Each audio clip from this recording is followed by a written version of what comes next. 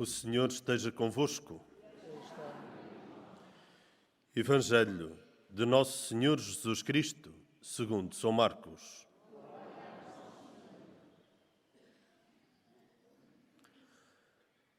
Jesus ressuscitou na manhã do primeiro dia da semana e apareceu em primeiro lugar a Maria Madalena, da qual tinha expulsado 7 demónios. Ela foi anunciar aos que tinham andado com ele e estavam mergulhados em tristeza e pranto. Eles, porém, ouvindo dizer que Jesus estava vivo e fora visto por ela, não acreditaram.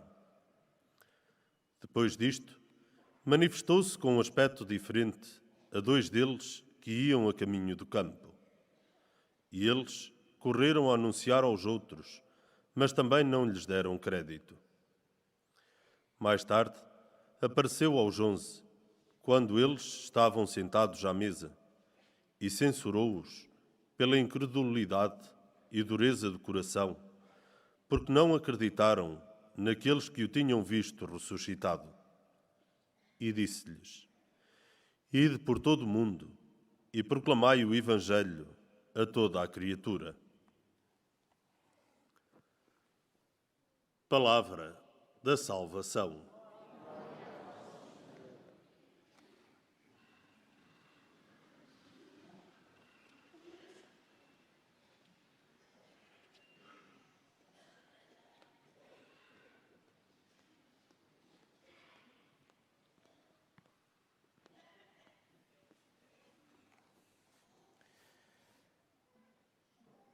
A coisa mais maravilhosa da nossa fé cristã é aquilo que os apóstolos anunciam logo nos primeiros dias e que tem sido o testemunho ao longo destes 2000 e tal anos. Cristo morreu e ressuscitou e está vivo. Esta é a base da nossa fé. É isso que Jesus diz quando censura os apóstolos por não terem acreditado na palavra das mulheres e dos discípulos de Emaús, e diz: essa é a vossa missão, ide por todo o mundo, proclamai o Evangelho. E qual é a boa nova? Que de facto o Senhor, Deus, fez-se homem, deu por nós a vida, ressuscitou e está vivo. E é uma coisa tão simples que até a gente inculta e rude e plebeia, como diz os Atos dos Apóstolos, pode anunciar isto. Não é um grande esquema teológico, não é um conjunto de coisas misteriosas que só alguns iniciados, escolhidos e preparados é que podem saber, uma coisa reservada para poucos, para uma elite. Não. A mensagem do Evangelho é verdadeiramente democrática, porque é para todas as pessoas. Novos e velhos, sábios e humildes, ricos e pobres, que moram nas cidades ou no sítio mais recôndito do mundo. É para toda a gente. A toda a gente é destinada esta boa notícia. Deus morreu para nos salvar, ressuscitou e está vivo. Está vivo para nos acompanhar, para continuar a ser a fonte da esperança, para continuar a ensinar-nos a amar, para continuar a dar-nos este espírito de coragem e de aventura, de irmos pelo mundo fora, levando a todos esta boa notícia. A humanidade tem salvação. Não estamos condenados ao desespero, não estamos condenados à morte. Somos filhos de Deus, criados à sua imagem e semelhança, para vivermos o amor. E o amor é expressado através de gestos concretos em cada dia. A partir do gesto maior que é Jesus, que deu a vida por nós. O amor que se concretiza no cuidado pelos outros, no respeito pelos outros. Por isso é que Jesus censura os apóstolos por não terem acreditado naqueles que o testemunharam. Eram mulheres, não importa. Deviam ter acreditado. Eram 2 dos discípulos mais longínquos que andavam, coitados. Não importa. Foi isto que eu vos disse. O Filho do Homem há de morrer e ressuscitar ao 3º dia. E eles estavam era a pensar noutras coisas, estavam era a pensar quem é que ia ser o sucessor de Jesus, quem é que ia governar o povo de Israel, não sei quem, não sei o que mais.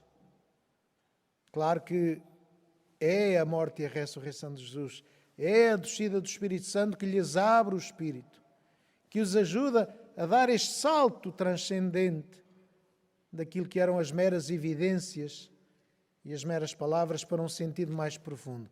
Claro que é preciso isto. É preciso, de facto, abrir o coração à graça de Deus.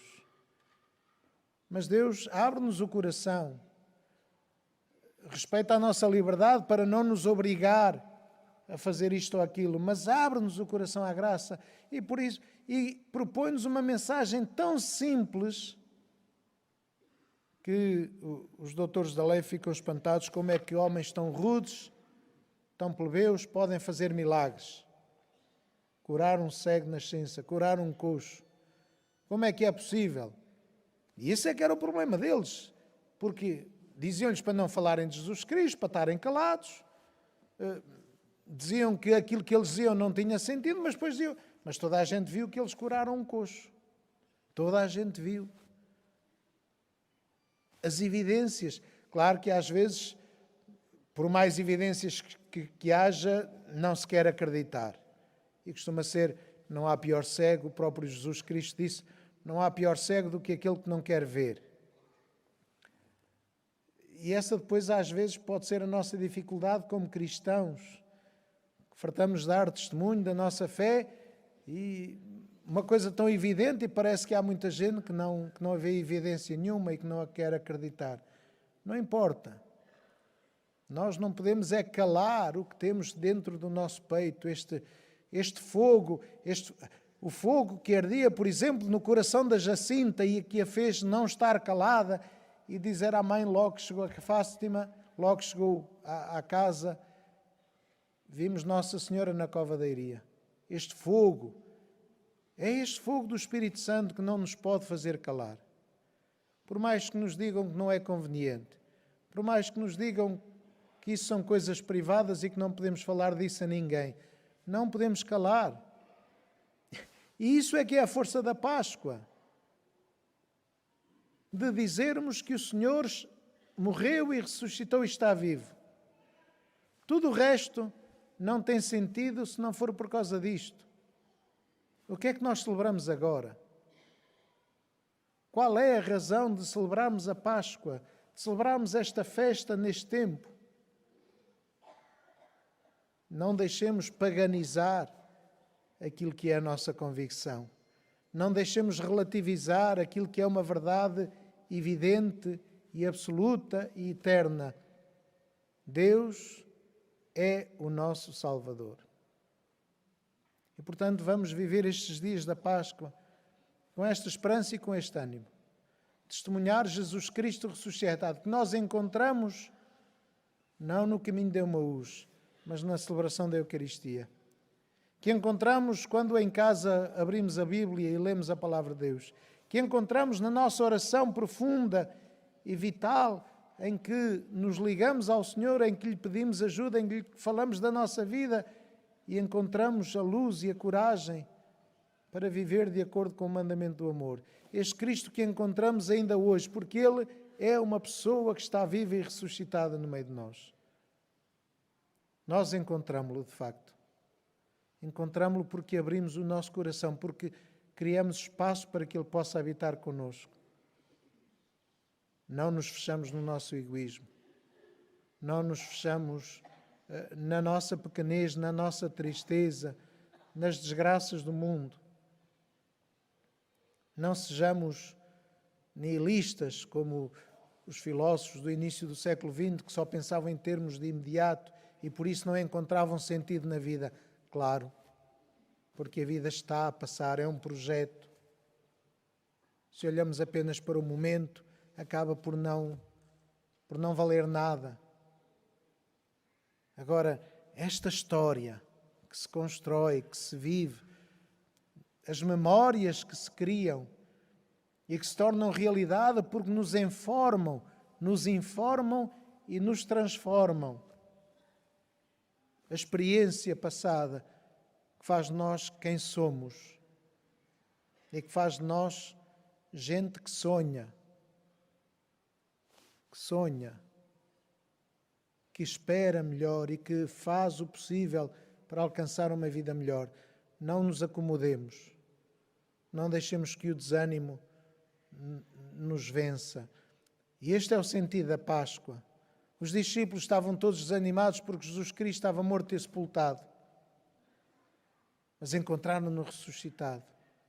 E por isso correram a anunciar a boa nova. Quer as mulheres, quer São Pedro e São Paulo, quer os discípulos de Emaús, todos correm. E todos correram depois. Por isso é que também, naquela altura, sem a tecnologia que temos hoje, rapidamente a palavra de Deus se espalhou. Porque havia esta ânsia de levar, de facto, a boa nova a todo lado. Esta deve ser a nossa ânsia hoje, mesmo 2000 anos depois. Deve ser o nosso projeto, aquilo que nos incomoda e que nos faz levantarmos-nos e irmos com alegria ao encontro dos irmãos, para lhe dizer, não tenhas medo, Deus está connosco e Ele é a nossa salvação e podemos transformar o mundo. Este é o sentido da Páscoa. Podemos transformar o mundo, porque Deus está vivo a nosso lado e a ajudar-nos e a iluminar-nos.